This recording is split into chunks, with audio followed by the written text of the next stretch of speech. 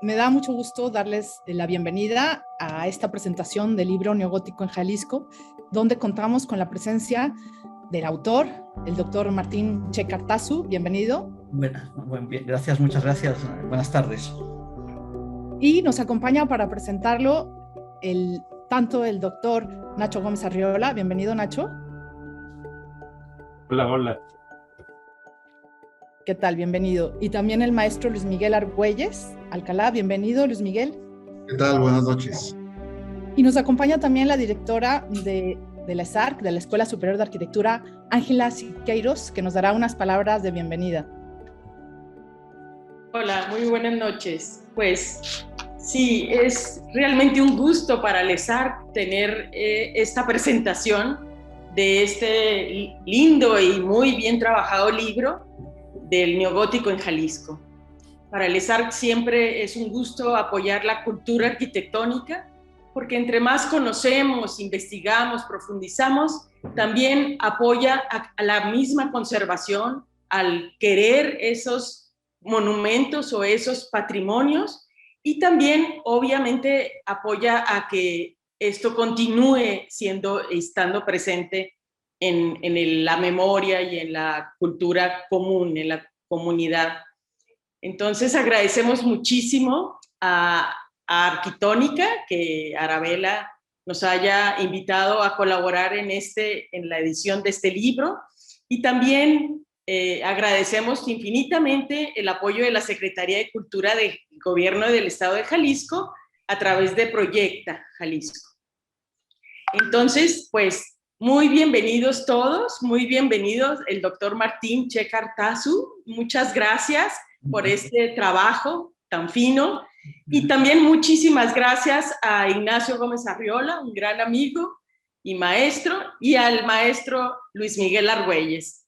Muchas gracias a todos, y escuchemos, que nos interesa muchísimo este libro y esta aportación cultural. Muchísimas gracias, Ángela.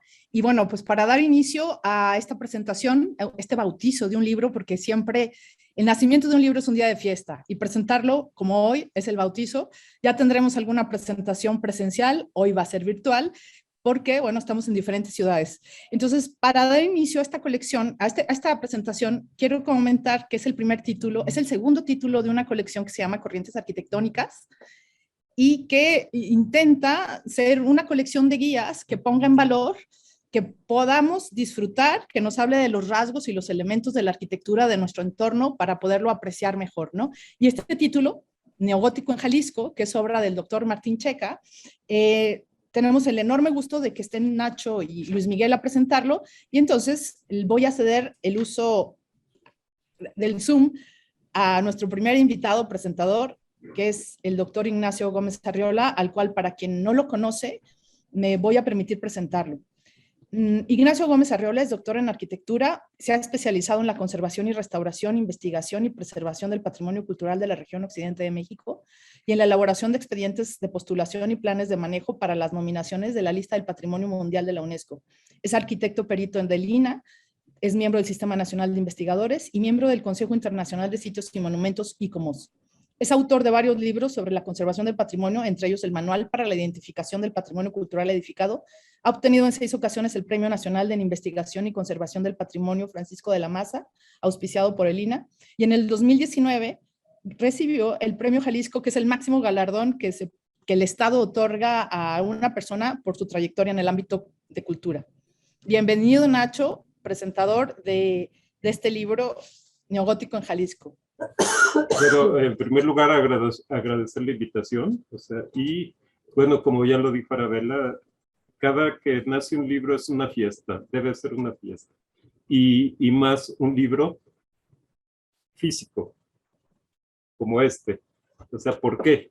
Porque el libro sigue siendo el gran prodigio de la invención humana. Los libros son de alguna manera el recipiente de la memoria. Sin libros, la memoria se diluiría.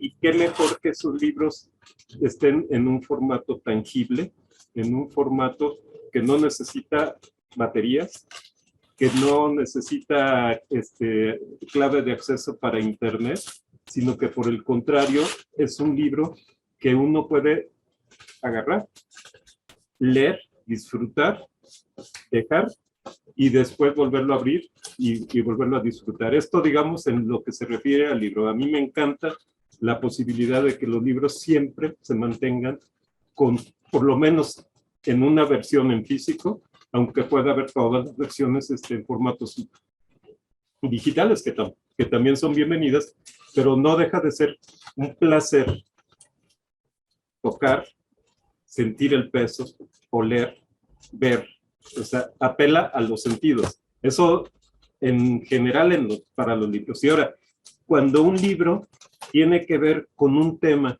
que de alguna manera ha modulado la identidad de la región de Jalisco, del sur de Jalisco, de Colima, de muchos estados. Me gustó mucho un mapa que está en el libro, o sea, la verdad se me hizo muy, muy interesante, que es como una distribución de ejemplos en la República Mexicana y cómo está muy concentrado en esta zona justamente. O sea, aquí el neogótico fue muy bienvenido.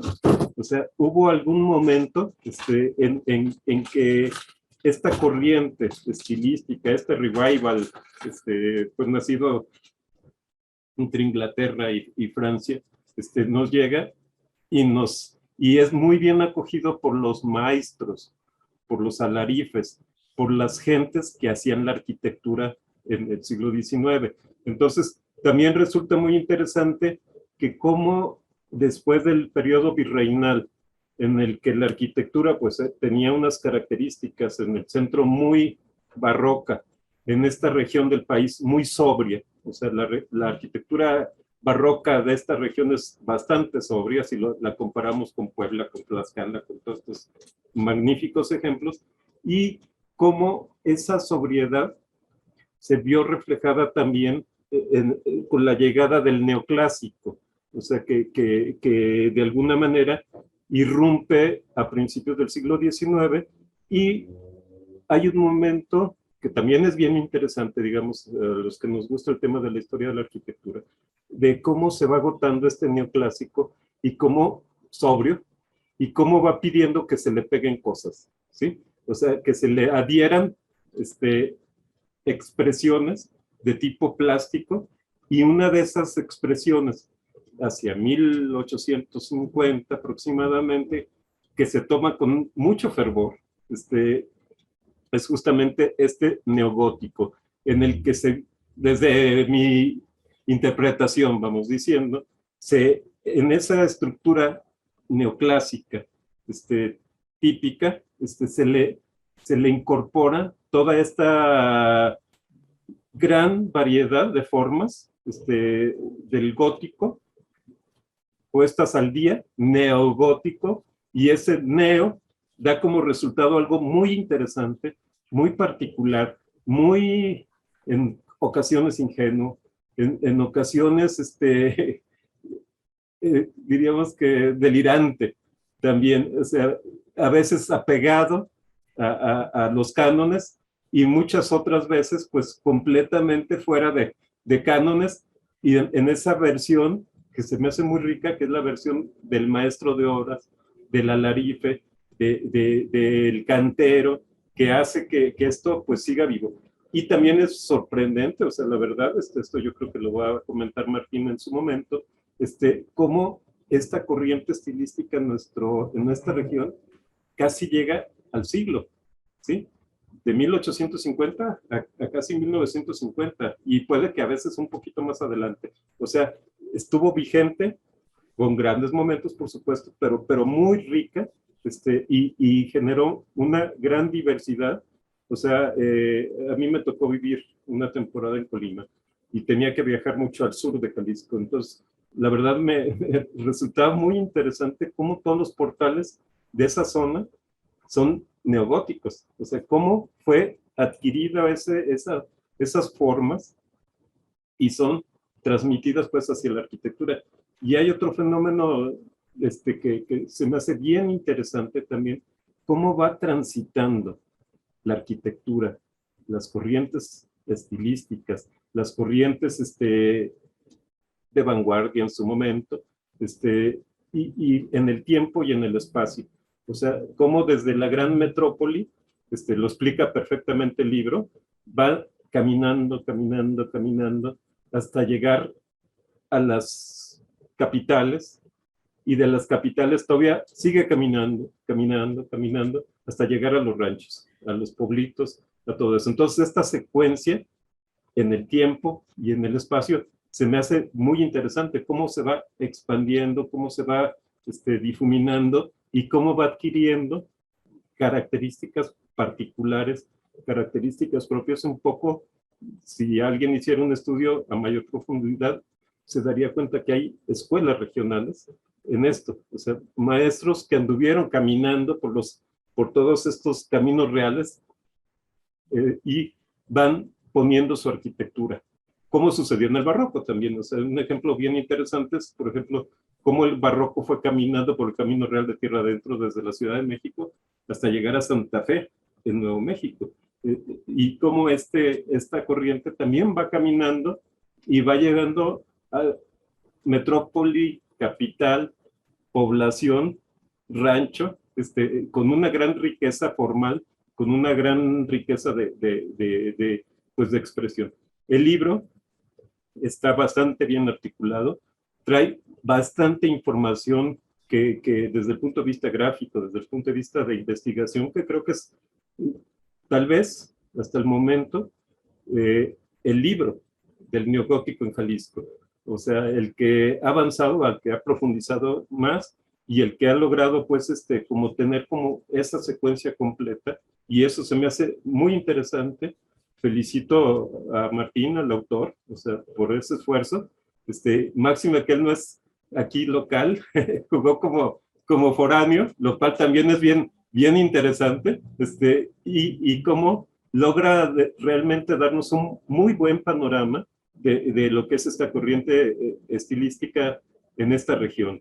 O sea, cómo a partir de esos ejemplos que ha identificado en otras regiones, puede interpretar, puede desarrollar lo que se dio localmente. O sea, es bienvenido nuevamente este libro, bienvenido este esfuerzo de Arquitónica, de la SARC, de Secretaría de Cultura, por dar a conocer nuestro patrimonio. O sea, y cuando digo patrimonio, me gusta decir que es lo que nos pertenece a todos. No es una palabreja de especialista, es simple y sencillamente lo que es de todos nosotros. Cuando decimos patrimonio, estamos diciendo que es nuestra herencia común. Lo que nos hace, y esto era con lo que quería concluir mi pequeña intervención, de cómo por ahí seguramente está esa anécdota de que el obispo de Guadalajara vio en un platón una representación de una estampa neogótica, o gótica tal vez europea, y que le dice a su arquitecto de cabecera: oye, pues hazme unas de esas porque se le cayeron las torres de la Catedral de Guadalajara. Y se las hizo. Los famosos cucuruchos de Guadalajara, que durante mucho tiempo esa silueta de la Catedral de Guadalajara con el peinetón y las dos cucuruchos, las dos pirámides alargadas, pues resultó la imagen emblemática de la ciudad. O sea, neogótico, con ese primer ejemplo, y que también a mí me gusta, cuando hablo esto del tiempo y del espacio, irme a los pueblos y ver cómo esas torres de la catedral se han reproducido mucho y llegan incluso a los panteones. O sea, y en los panteones uno va a encontrar pequeñas catedralitas de Guadalajara, no nada más aquí en la zona de Jalisco, sino en otras regiones, o sea, con sus dos piquitos levantados.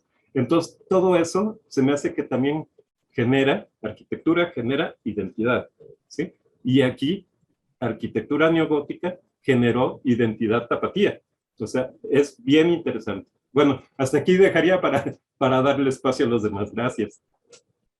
Muchísimas gracias, Nacho, por tu y súper interesante aportación. Tienes razón, aunque hemos hecho énfasis en los edificios, Llama la atención también esos planos donde ubica la cantidad de ejemplos neogóticos que se concentran precisamente aquí, en el occidente de México. Muchas gracias. Bueno, pues cedo el uso de la voz a nuestro siguiente invitado, que es Luis Miguel Argüelles, y para quien no lo conoce, me permitiré presentarlo brevemente. Luis Miguel Argüelles es arquitecto por la Universidad Autónoma de Guadalajara, tiene la especialidad en bienes culturales de la Iglesia en la Universidad Gregoriana en Roma. Obtiene la mención magna cum laude. Tomó cursos de restauración en la Universidad de Guanajuato, es miembro de la Comisión Diocesana de Arte Sacro en Guadalajara, miembro del Colegio de Arquitectos, miembro de ALER, Asociación Latinoamericana para el Estudio de las Religiones. Ha sido maestro en la Universidad Autónoma de Guadalajara en el taller de Diseño y Análisis Histórico y Crítico de la Arquitectura y maestro de Arte Sacro en el Seminario Mayor de Guadalajara. Sus campos de trabajo son el arte sacro, su proyecto, construcción, restauración y adecuaciones litúrgicas. Ha colaborado en más de 25 proyectos y obras realizadas en colaboración con Fray Gabriel Chávez de la Mora. Por ello también es el coordinador del libro Gabriel Chávez de la Mora, fraile y arquitecto. Bienvenido, Luis Miguel. Muchas gracias, Arabella. Buenas noches a todos.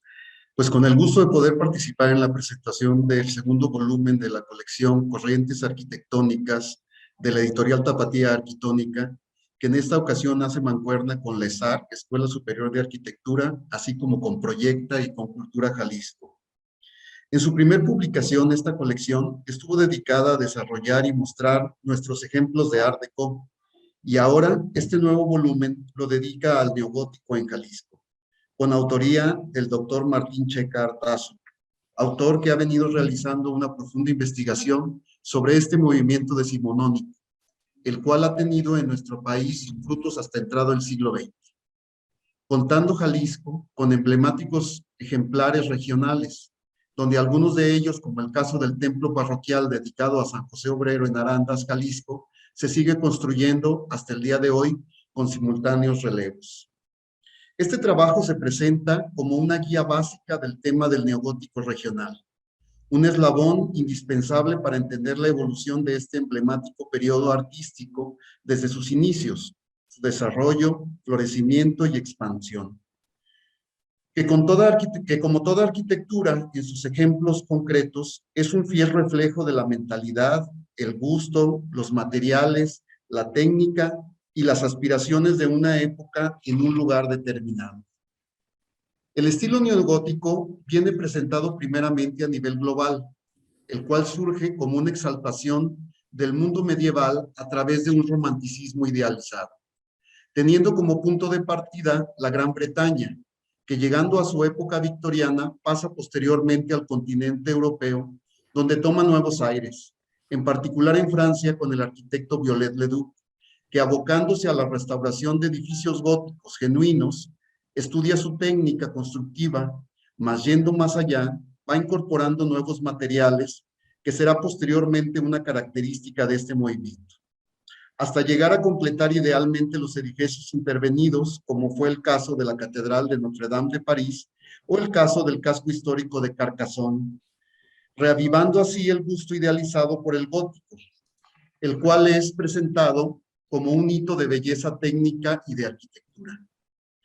En España este movimiento evolucionará con el interesante modernismo, con su modalidad creativa tan propia, incorporando geometrías más puras y coloridos materiales cerámicos, regalando inigualables ejemplos y personajes como el extraordinario Gaudí.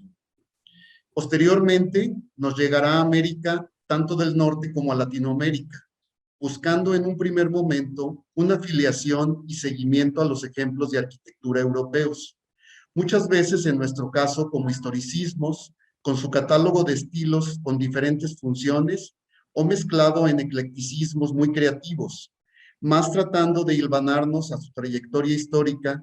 Aquí nos explican las premisas para poder entender su pensamiento y circunstancias que permiten su desarrollo y generan arquitectura. En nuestro país se presenta particularmente como una nueva aspiración de reivindicación y de presencia de la comunidad católica, como una expresión de espiritualidad y de elevación a lo divino. En este particular periodo de antes, durante y después del movimiento cristero de principios del siglo XX, que marcó radicalmente su propia historia y que en la mayoría de los casos va a ser un ejemplo elocuente y significativo de la arquitectura religiosa dentro de los contextos urbanos. Pero también será sello indeleble de arquitectura protestante, que la asumirá como propia, simplificando y tomándola como estilo identificable también de su presencia con singulares ejemplos. Se nos muestran también la referencia de algunos edificios o de sus elementos que fueron detonantes propagadores del estilo. Tal es el caso de las actuales torres de la Catedral de Guadalajara, México, que obedeciendo a un problema estructural, fueron planteadas inicialmente en su geometría piramidal por Eduardo Tres Guerras, mas diseñadas posteriormente y construidas por Manuel Gómez Ibarra, en estilo neogótico, marcando así el inicio de muchas semejanzas a todo lo ancho de la diócesis tapatía, buscando esa filiación o gusto por tener rasgos similares a la Iglesia Madre. Así como a personajes que fueron actores de este movimiento, algunos tomando, o por qué no decirlo, reproduciendo ejemplos de arquitectura gótica europea, como Adamo Boari, quien quizás pensó que nunca se llegaría a la conectividad y globalización actual, donde se podrían revisar conexiones con aquellos edificios, como el caso de la fachada del Templo Expiatorio de Guadalajara y la de la Catedral de Orvieto, o el caso particular de la Catedral de la Inmaculada Concepción en Matehuala, en San Luis Potosí. Me ha gustado particularmente el formato de exposición de los diferentes capítulos, que me parecen concisos, ilustrados adecuadamente y con una inmediata bibliografía, consultada para los mismos, que conectan e invitan al lector a seguir profundizando en cada uno de ellos. De igual manera, aplaudo el método científico, cuantificable de las tablas incluidas que se muestran de los edificios construidos en México, desglosados en los diferentes estados que lo conforman, mostrando sus porcentajes y sus tipologías. Esto nos muestra una radiografía clara de la edificación neogótica en México. Felicito primeramente al doctor Martín Checa Artazu por su profunda investigación que nos clarifica los diferentes ejemplos y nos abre las perspectivas para la inquietud de seguir investigando los diferentes ejemplos que encontramos en nuestro hacer profesional, que irán abonando a la valoración y rescate de los ejemplos cotidianos que se nos presentan y siguen aportando a nuestra cultura regional. De igual manera, a la arquitecta Arabela González Hueso y su editorial Arquitónica, que con su pasión desarrolla estos ejemplares para conocer, contribuir y construir una conciencia de valoración de los diferentes estilos en los que se describe la arquitectura que nos envuelve y se desarrolla hasta nuestros días. En conclusión, invito a todos los interesados en nuestra arquitectura a leer este texto, que nos ayuda a reconocer nuestra historia a través de la arquitectura que habitamos y que nos resguarda en este periodo tan significativo. Gracias. Muchas gracias, Luis Miguel. Muy interesante tu participación y esa evolución que en pocas palabras nos cuentas de este periodo. Te agradezco mucho. Y bueno, quiero comentar que nos está diciendo la gente que se está cortando mucho. Ya están revisando la red a ver qué es lo que pasa, pero pues seguimos. De cualquier manera, esto está grabado para que después lo podamos ver de corridito. Muchísimas gracias a los presentadores y pues venimos con el plato fuerte, con el doctor Martín, que es el autor del libro, que como no tenemos el libro en físico, porque esta presentación pues es online, pues al doctor Martín le hemos pedido que en muchas presentaciones dicen, bueno, lo que yo tengo que decir ahí está, pero como en este caso casi nadie tiene el libro, Martín, pues te vamos a pedir esta presentación, charla sobre el tema, para seducir a nuestro público, que nos cuentes de qué va esta publicación Neogótico en Jalisco. Muy bien, pues muchísimas gracias. Bueno, en primer lugar yo tengo que agradecer pues en primer lugar a Arabela por haberme dado la oportunidad de publicar sobre este tema, cosa que no es fácil. Entonces ella, sin conocerme, porque no me conocía, pues me dio esa oportunidad y de hacer este trabajo que yo llevo más de una década estudiando los historicismos, la arquitectura historicista en México, ¿no? Por mi acento notarán que yo no soy mexicano, soy catalán. soy español y llevo 16 años ya en México viviendo, ¿no? Para mí hacer este tipo de ejercicio es integrarme y adaptarme a México, ¿no? Y conocer México con las microhistorias, las pequeñas historias de los pequeños lugares o no tan pequeños que hay, ¿no? Y esto es lo que me permite, pues, dedicarme a esto, de hacer este tipo de estudios, ¿no? Yo no soy arquitecto, yo soy geógrafo, y por tanto mi mirada es una mirada también que tiene en cuenta otras cosas, la espacialidad del territorio y otras cosas más. Bueno, en fin, para no abundar más, agradecerte esta oportunidad, agradecer por supuesto a la ESARC pues, el apoyo que ha dado al libro, a la Secretaría de Cultura del Estado de Jalisco también, sin su ayuda probablemente no estaría este libro, y por supuesto, y añadiéndolo, a los dos extraordinarios comentaristas, que son un lujo para mí, los dos sois un lujo, ¿sí? Arquitectos y además con trayectoria muy consolidada y muy conocida, ¿sí? Y leídos en muchos casos. Entonces, sin más, yo voy a compartir una presentación que he hecho. Muy bien, pues voy a intentar hacerlo en 20 minutos y no pasarme de ese tiempo. Bien, cuando yo me pregunto esto del neogótico, dónde viene, por qué, cómo llega aquí a México, y en definitiva, cómo llega a México y cómo llega pues también a América Latina, pues uno ha de empezar a pensar algunas otras cuestiones muy básicas, muy sencillas, ¿no? Muy de sentido común. Bueno, el neogótico es un estilo vinculado a la Iglesia Católica en casi todo el planeta, en México y en otros lugares. Esto vaya por delante. Pero en el caso mexicano especialmente, el neogótico es un estilo arquitectónico que se usa como un elemento de reivindicación de la propia Iglesia frente a los embates anticlericales del Estado mexicano, especialmente de los periodos de gobierno de Benito Juárez y Lerdo de Tejada. Y que cuando se llega al porfiriato, esa suerte de pax porfiriana, pues se utiliza este estilo como una especie de reivindicación de la Iglesia, es decir, vuelvo a estar aquí, soy paradigma moral de la sociedad mexicana, no me dejéis de lado, no me olvidéis, no me abandonéis, no me quitéis las propiedades, dejarme intervenir en la vida pública del país. Segundo, coincide en el tiempo con una búsqueda del estilo, la primera búsqueda en realidad, la primera búsqueda de un estilo nacional para México. Y esto sucede en casi todos los países de América Latina. Los eclecticismos, los historicismos, pues aparecen en esos periodos de finales del siglo XIX, principios del XX, como una suerte de batalla entre arquitectos, ingenieros, alarifes, maestros de obras, para imponer estilos que al final no va a redundar en nada, la verdad. Y coincide con una cosa que en los últimos tiempos se ha revalorizado mucho, se le ha dado una nueva lectura, se le ha quitado cierto negativismo que tenía, que es el porfiriato. Es uno de los periodos de México donde el país se moderniza de manera importante, a pesar de que fue también un generador de desigualdades y de problemas sociales que luego llevaron a la revolución. Pero además también es el primer crecimiento moderno que sucede en México en esa época, y una de las infraestructuras que se tienen que colocar en cualquier población que se precie es una iglesia, una parroquia. Ya las hay, pero en este contexto, ¿por qué no las modernizamos? Y el neogótico va a servir para eso.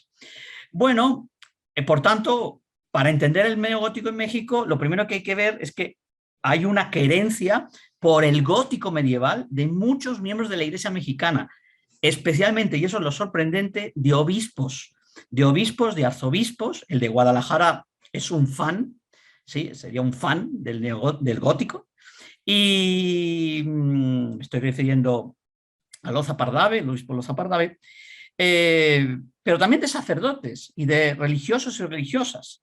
Hay órdenes religiosas, salesianos, carmelitas y otros que toman este estilo como su estilo. para construir sus edificios. También hay una influencia, como ha dicho Luis Miguel, de la arquitectura, sobre todo a través de los libros de formación de arquitectos e ingenieros, de la arquitectura de Viollet-le-Duc y la escuela que genera este arquitecto francés dedicado a la práctica de la restauración, y que llega aquí a México, y sabemos que llega aquí a México porque en las bibliotecas de la Academia de San Carlos, por ejemplo, están los libros de sus discípulos, incluso sus libros.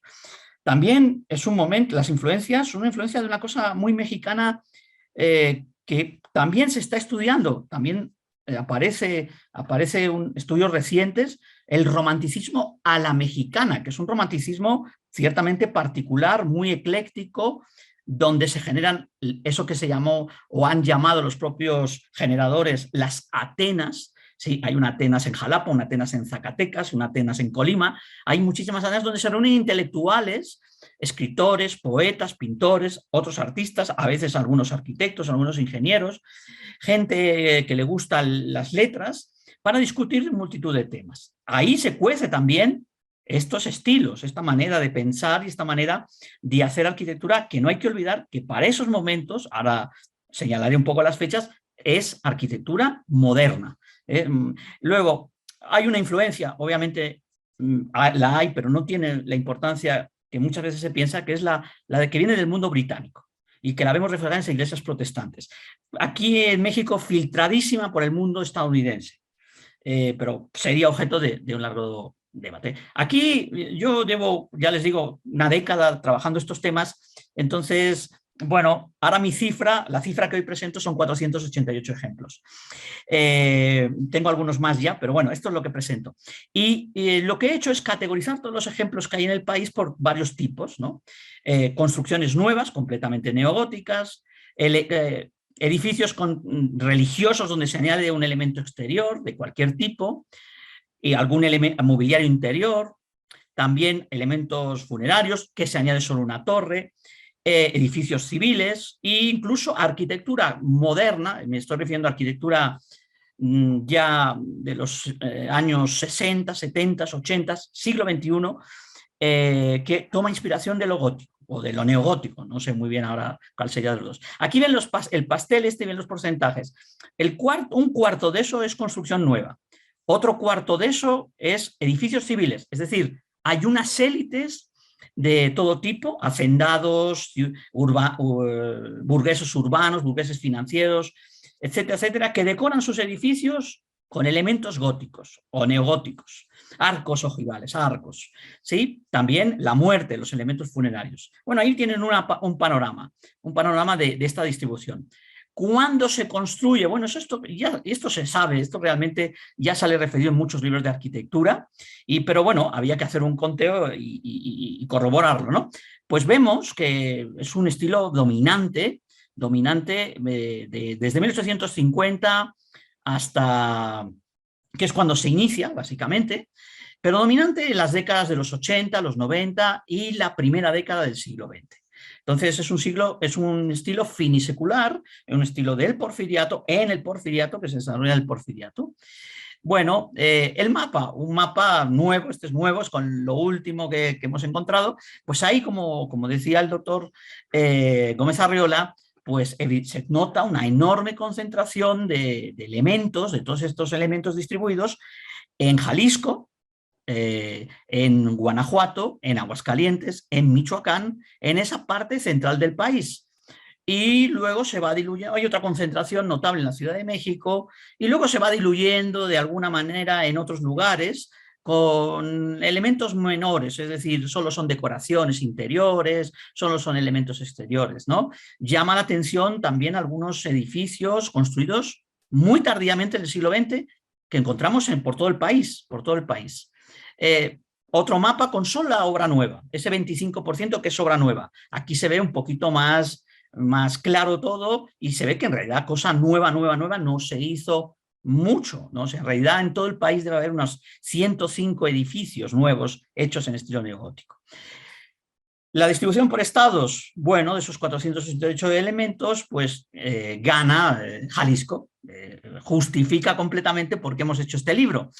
¿Por qué? Porque es el estado donde más elementos de este estilo hay. Luego sigue la Ciudad de México y luego pues todos estos estados que yo les decía, Guanajuato, Aguascalientes, Michoacán, Zacatecas, etcétera, etcétera, etcétera.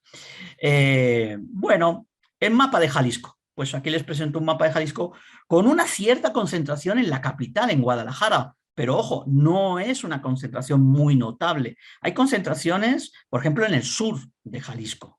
Hay concentraciones en los altos de Jalisco.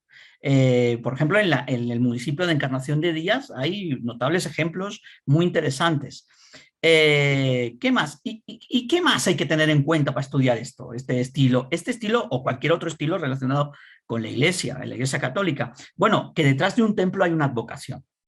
Y el estilo neogótico, la arquitectura neogótica, se utiliza para fortalecer, potenciar advocaciones. Algunas advocaciones son relativamente nuevas o tienen mucho éxito a finales del siglo XIX, principios del siglo XX. Quizás la más exitosa de todas fue la del Sagrado Corazón de Jesús, al cual se dedicó países enteros, el caso de Ecuador, ciudades como París, estados como el de Guanajuato, ciudades aquí en México como la de León, que se dedican a esta vocación. Les pongo esta vocación, pero hay muchas otras advocaciones, la Madre Iglesia, la Sagrada Familia, Jesús, María y José, etcétera, San José Obrero, que es repotencializado, y todos tienen una misma idea, la idea de la salvación. Mediante la advocación, el feligrés, el creyente, pide salvación mediante el arrepentimiento y la expiación, convierte así, o la Iglesia construye una idea que convierte el templo en el cuerpo de Cristo en el cual se solicita ese arrepentimiento, y además el templo es un espacio libre de pecado y la comunidad de los fieles, donde todos se reúnen. Y eso hay que asociarlo a una idea que viene del mundo medieval, que tiene que ver con el gótico medieval, que es la geometría y la armonía numeral, la idea de que el templo es un elemento de tránsito hacia la Jerusalén celeste.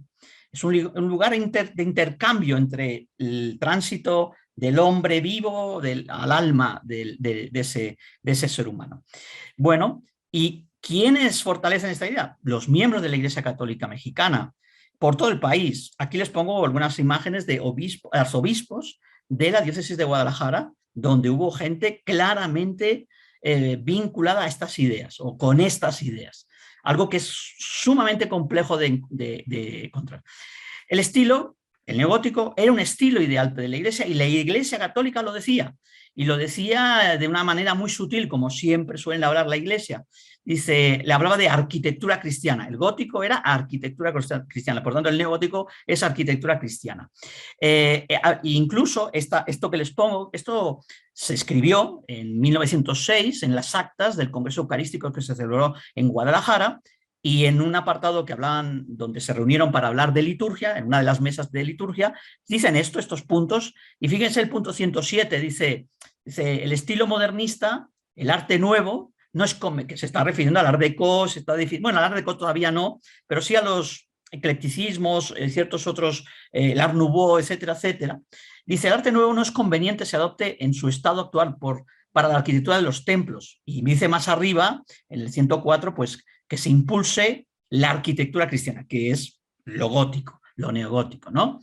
Aquí una imagen de la prensa con la fachada del expiatorio, que habla de titanes de piedra, la obra medieval en el siglo XX, que esto es una cuestión sumamente interesante, ideológicamente hablando, ¿no?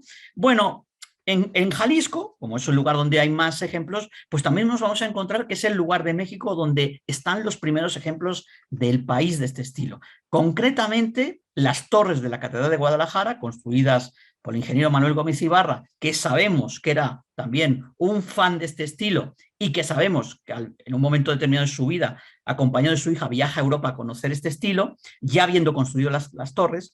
Y luego otro ejemplo menor, pero muy importante, a mi modo de ver es muy importante, que es del arquitecto Jacobo Gálvez, que es el mausoleo de la familia Luna Corcuera en el Panteón de Belén de 1854.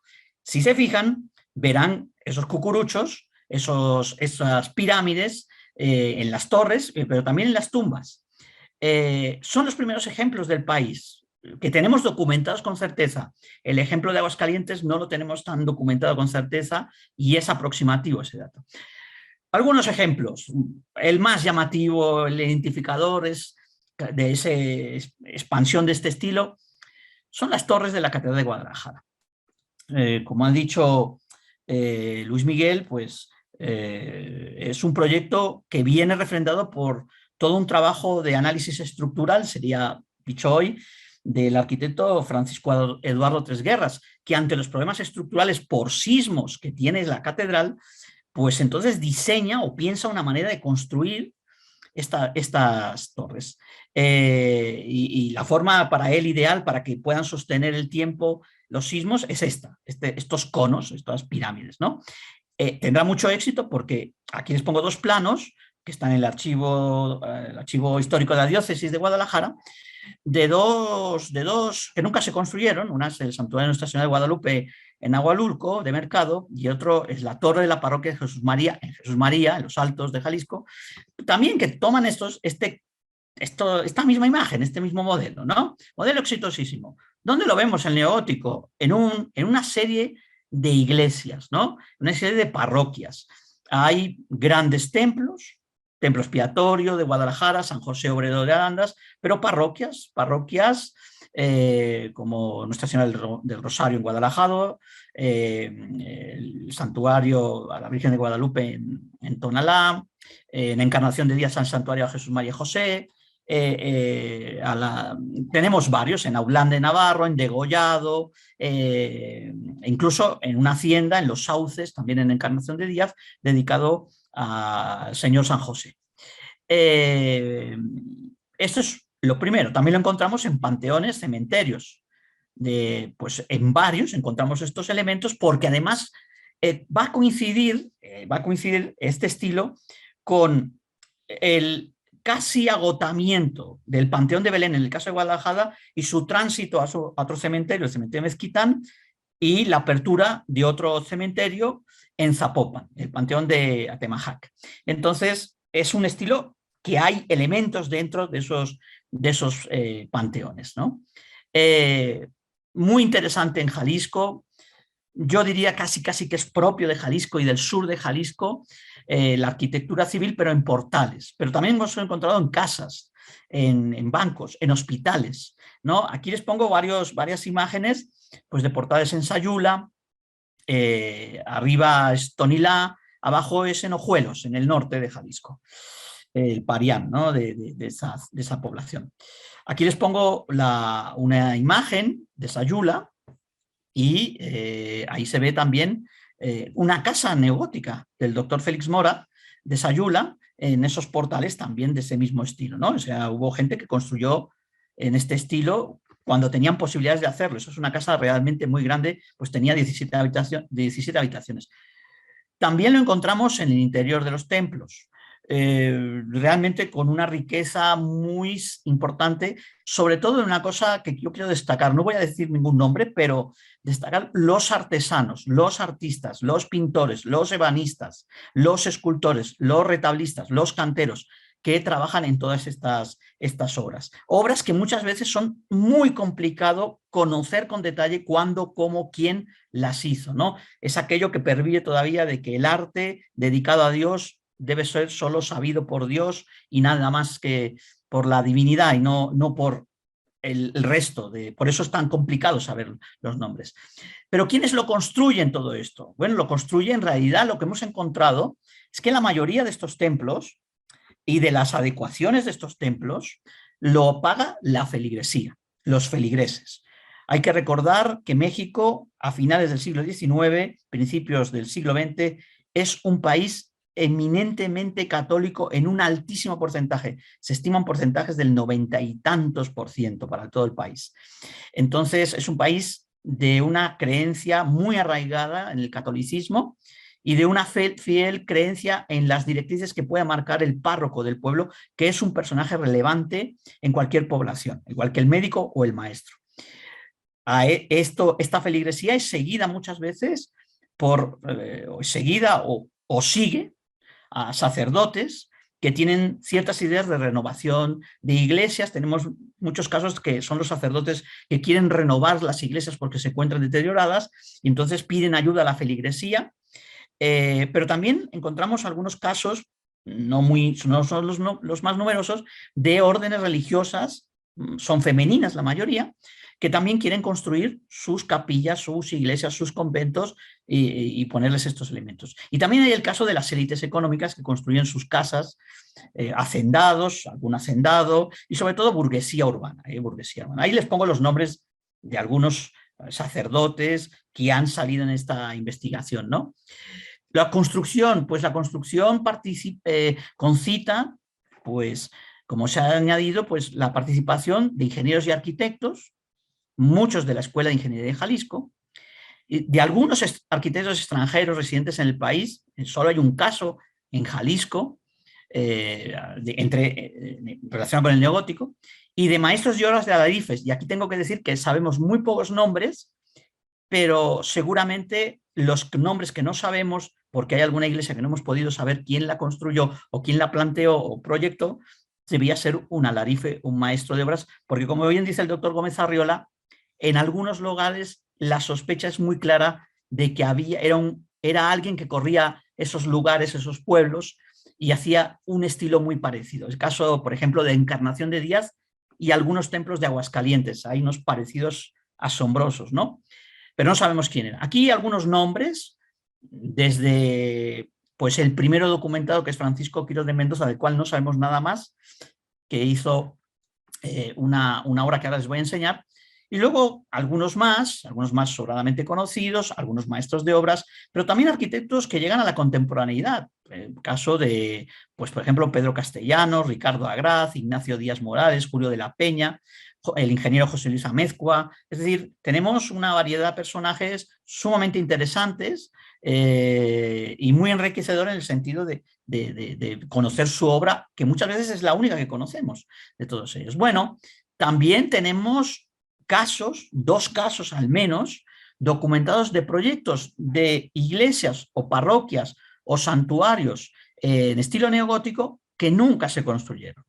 El primer caso que les pongo sale publicado, en este caso les pongo la portada de una revista de Estados Unidos, concretamente esta revista salió allí por 1902 en Chicago, ¿sí? De Inland Architecture and New Record. Esta revista pues, nos presenta un proyecto de un santuario a la Virgen de Carmen en Atotonilco Alto, diseñado por Adamo Bovary. Adamo Bovary, el proyectista, junto a Gonzalo Garita, del Palacio Postal de la Ciudad de México y del actual Palacio de Bellas Artes. Y también pues, uno de los proyectistas del Templo Expiatorio de Guadalajara. Llama poderosamente la atención como un sacerdote, Celso Sánchez Aldama, de Atotonilco Alto, de una pequeña población del inicio de los Altos de Jalisco, pues contacta con este ingeniero italiano. ¿Cómo lo hace? No lo sabemos con certeza, pero que Bovary fue a Atotonilco, sí lo sabemos y lo hemos corroborado y sí estuvo. Y le hace este proyecto, que acabará siendo finalmente una pequeña capilla de un hospital, la Capilla del Calvario, que para mi entender es una de las obras mejor decoradas del neogótico de Jalisco. Y el otro ejemplo es un ejemplo de este arquitecto que les decía, Francisco Quirós de Mendoza, de la parroquia de Colotlán, de 1868, del cual solo conocemos este croquis, que se diseñó para ser construida en connivencia entre el sacerdote de esta parroquia, José Mobono Arana, y la feligresía. Y tenemos la documentación gracias al historiador local Agraz Sainz, Ricardo Agraz Sainz, que escribe sobre todo esto y lo sabemos por él, ¿no? Son 2 proyectos. Les voy a explicar solo 2 templos, los más conocidos, muy rápidamente. El Templo Expiatorio de Guadalajara es un templo sumamente interesante a nivel nacional, uno de los mejores ejemplos de neogótico del país, dedicado al Santísimo Sacramento de la Eucaristía. Es una vocación universalista extendida por el orden por mandato del papado. El papado decide que la Eucaristía, por su potencia como elemento de perdón de los pecados del ser humano frente a la sociedad, pues debe ser extendida, y aquí en Guadalajara el Cabildo Catedralicio toma buena nota de todo ello y decide construir este templo que literalmente está pensado para estar abierto 365 días al año, 24 horas al día, para hacer esa función de solicitar perdón por los pecados que la sociedad ha hecho contra la Iglesia, entre otros el Estado mexicano, según el Cabildo Catedralicio y los miembros del mismo. Es una copia, en este caso queda como una copia o una adaptación de la Catedral de Orvieto de Italia, gracias a que el diseño, uno de los diseños lo va a hacer Adamo Boari. Bueno, entre muchas otras respuestas tiene también el combatir, porque eso lo ven como una urgencia, a los grupos protestantes que se están instalando en Guadalajara. Bueno, curiosamente este es un templo donde los arzobispos, alguno llegará a ser cardenal, van a intervenir directamente en la obra, directamente, o sea, se van a intervenir discutiendo cuestiones de obra, pero ya, y además es un templo de largo aliento, no se acabará hasta 1972, se inicia en 1901, se acaba en 1972.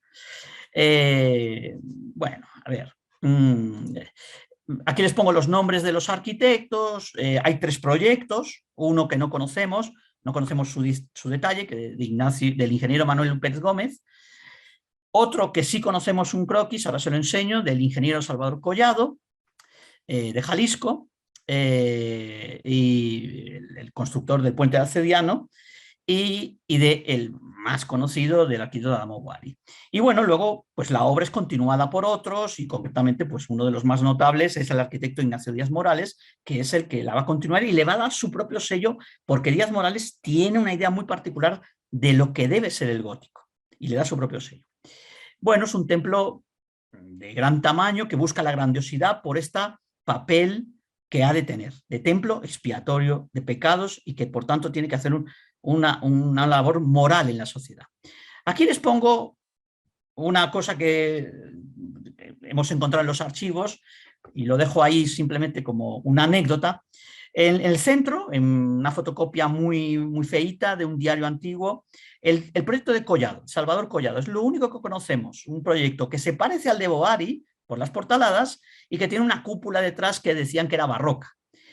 A un lado tenemos un proyecto, este es un documento encontrado en el fondo Boari en la biblioteca Ariostea del Comunale de Ferrara en Italia.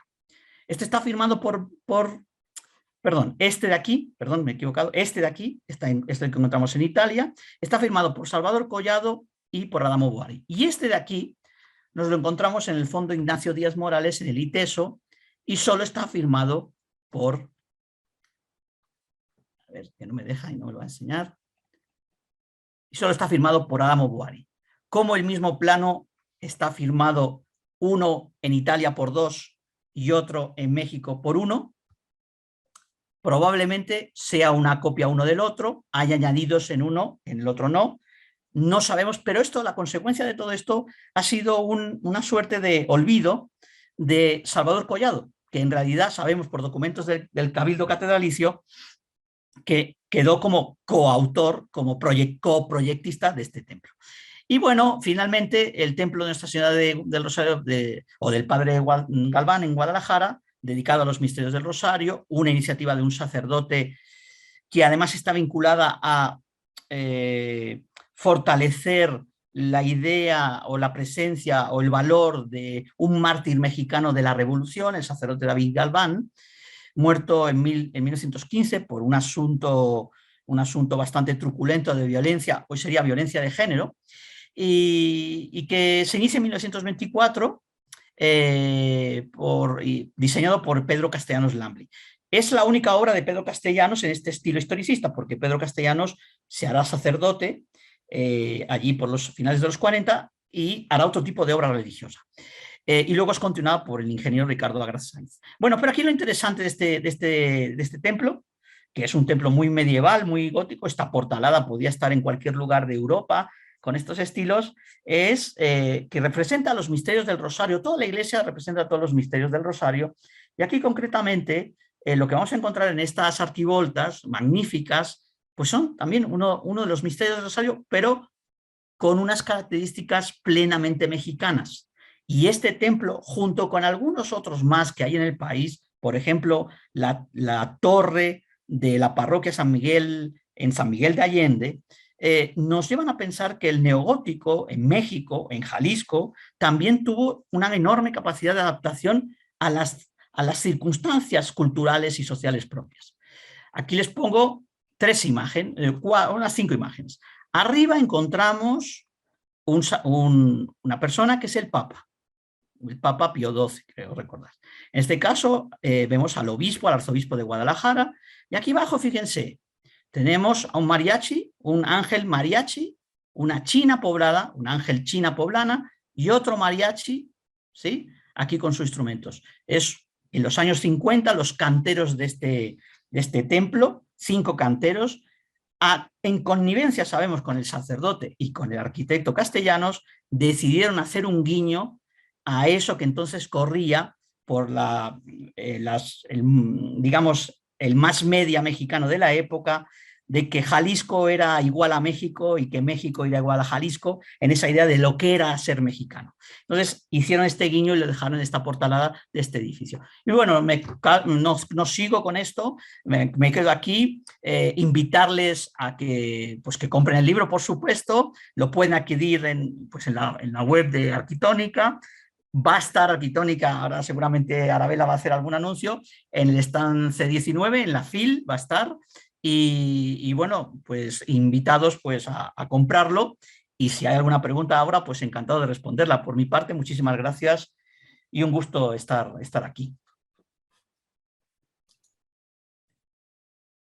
Muchísimas gracias, Martín. Muchas gracias por toda tu investigación, por las aportaciones que nos has hecho para conocer más de nuestra región, y sobre todo también por tu paciencia en la elaboración de este libro, que ya sabemos que tardó 2 años, se nos atravesó un poco la pandemia, sí, pero creo que el resultado realmente es muy bueno.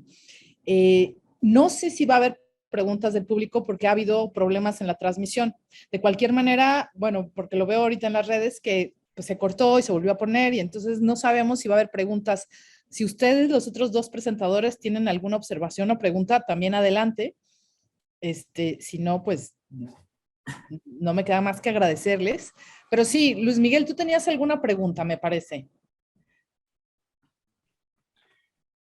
Adelante. No, bueno, básicamente preguntar o comentar con el arquitecto Martín, pues la idea de los templos expiatorios, que a lo largo de los ejemplos en el mundo, pues son característicos de esta época en el neogótico, ¿verdad? Cada uno con sus diferentes modalidades, y nos podría ondear más en esta idea del templo expiatorio como tipología. Bueno, mira, en esos años, me estoy refiriendo, pues en Francia es ya por la época de Napoleón III, pero en otros países en la década de los 70 se construyen por todas partes del orbe católico, digamos, templos expiatorios fincados en advocaciones, como el Sagrado Corazón de Jesús, sobre todo, por ejemplo, el Sacré-Cœur de París es un templo expiatorio. Por ejemplo, el Sagrado Corazón del Tibidabo en Barcelona es un templo también expiatorio, que el obispado catalán dedica precisamente para limpiar, por eso la lectura es esa, limpiar de ese radicalismo anarquista y obrerista que hay en Barcelona. Pero también tenemos otros templos expiatorios por ejemplo, dedicados también al Sagrado Corazón, que tienen un papel de, vamos a decir, de aglutinación, de filigresía muy amplio, pero también con caracteres políticos. Es el caso de la Basílica del Voto Nacional en Quito, Ecuador.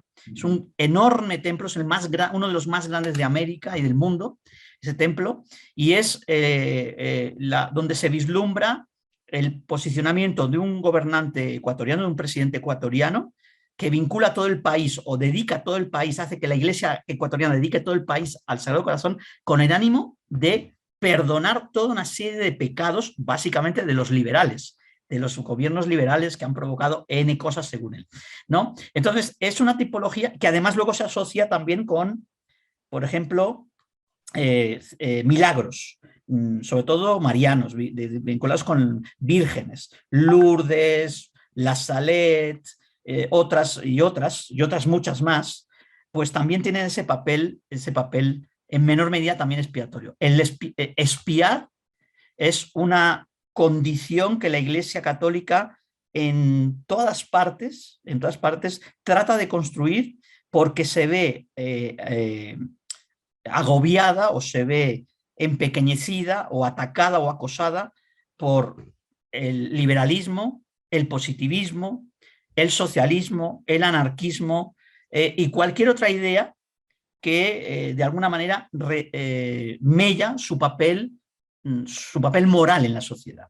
Eso es algo que se ve por todas partes, y es construir un templo así y vincularlo de esa manera es una de las maneras de ponerse, ¿no? O la otra manera va a ser la política, va a ser entrar en política sutilmente, soterradamente. Aquí en México también sucedió, también entró en política soterradamente, no directamente. Y también que son siempre ejemplos muy significativos, ¿verdad? Con muchísima presencia, que se van a convertir en un referente dentro de la trama urbana. Y digo, llegando, por ejemplo, hasta los ejemplos como en Barcelona también de la Sagrada Familia. Exacto. Sí. ¿Verdad? O sea, que son siempre obras con mucho calado y bueno, normalmente en estilo neogótico, ¿verdad? Que lo caracteriza. Porque es el estilo que se toma de ese mundo medieval donde la Iglesia tenía un papel preponderante y era un elemento clave de la sociedad medieval, pero sobre todo porque hay una idea místico-filosófica. El templo en el mundo medieval, ya lo dice la Bataille, es un tránsito, es el lugar donde la luz va a entrar de alguna manera y el ser humano se transforma en alma y puede transitar. Y esa misma idea, sorprendentemente, el neotomismo planteado por muchos religiosos, aquí también en México, lleva estas ideas, ¿no? Es decir, se hacen esos templos de esa manera porque hay esa idea de tránsito, ¿no? Son lugares de tránsito, amén de rezo o de devoción o de cualquier otra función, ¿no? Muy bien, sí, muchas gracias. Me comentan por el WhatsApp si hay algún otro libro de estas características, Martín, en otro estado. Que yo sepa no. Ahora bien, sí que hay, hay dos grupos, digamos, de publicaciones. Las publicaciones que ya tienen años, bastantes años, por ejemplo, me viene al caso los libros de Israel Katzman. Pues ahí hay referentes de este estilo, o por ejemplo, en la historia de la arquitectura mexicana hay un volumen que hay ejemplos de esto, son ejemplos, libros generalistas, digamos. Y luego hay otro grupo de libros que son los de las historias locales, las pequeñas historias locales que explican ejemplos, algunos casos incluso particularmente hablan de iglesias.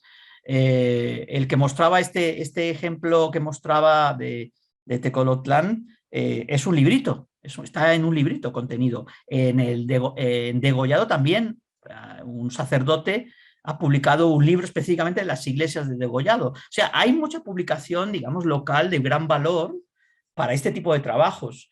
Y luego, hablando de esto, también hay un canal, una autopista, digamos, una autopista que no se acaba porque hay una cantidad de material ahí, que son los archivos. Y en el caso de Jalisco tenemos mucha suerte porque el archivo histórico de la diócesis de Guadalajara es uno de los que tiene más material y de los que está mejor ordenado.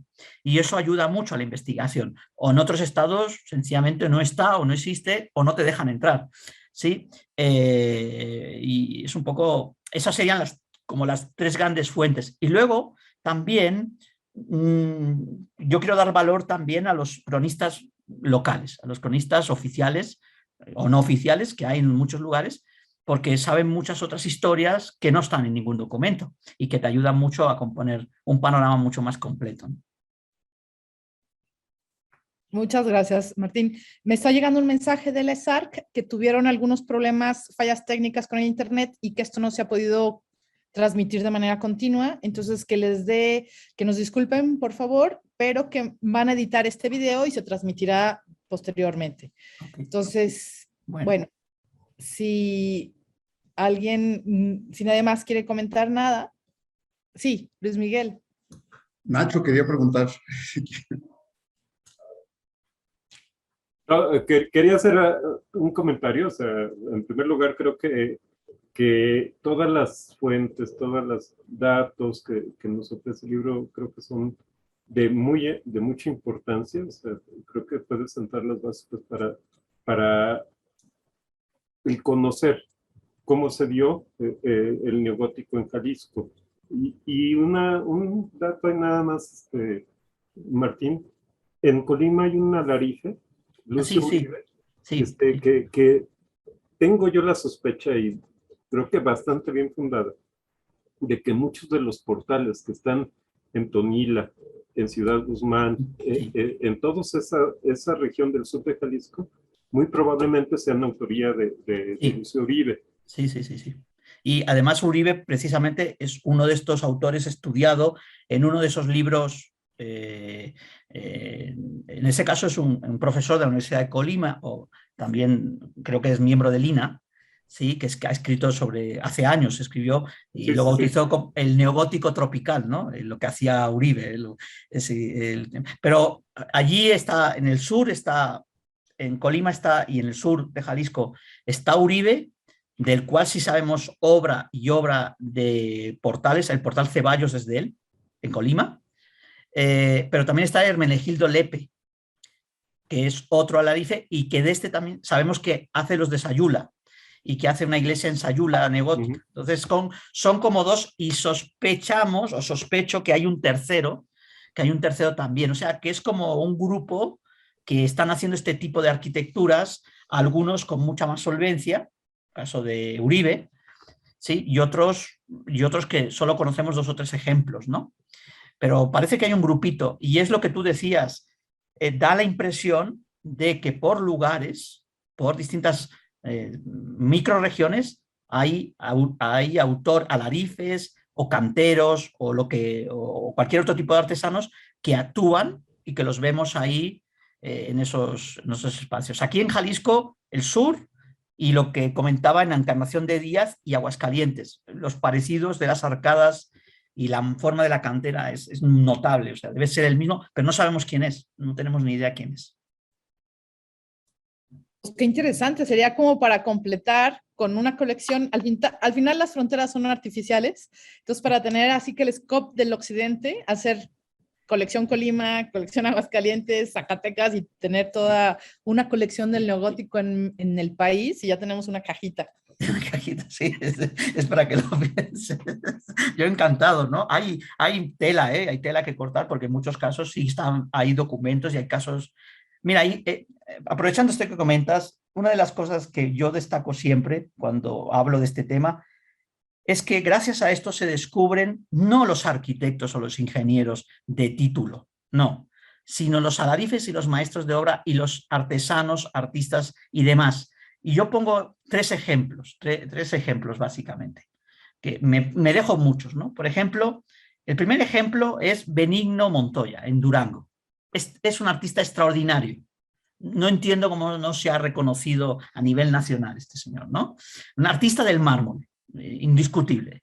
Tenemos Ceferino Gutiérrez en San Miguel de Allende, en Dolores Hidalgo, que sabemos que es indígena, y sabemos que es autodidacta, y sabemos que adapta este estilo a lo que él entiende como cantero, porque él es cantero. Y tenemos el caso de Dámaso Muñetón en Zacatecas, que se dedica a hacer este tipo de obra, no en Zacatecas solo, sino todo el distrito minero de Zacatecas. Entonces lo encontramos en muchos lugares hacia el norte de Zacatecas.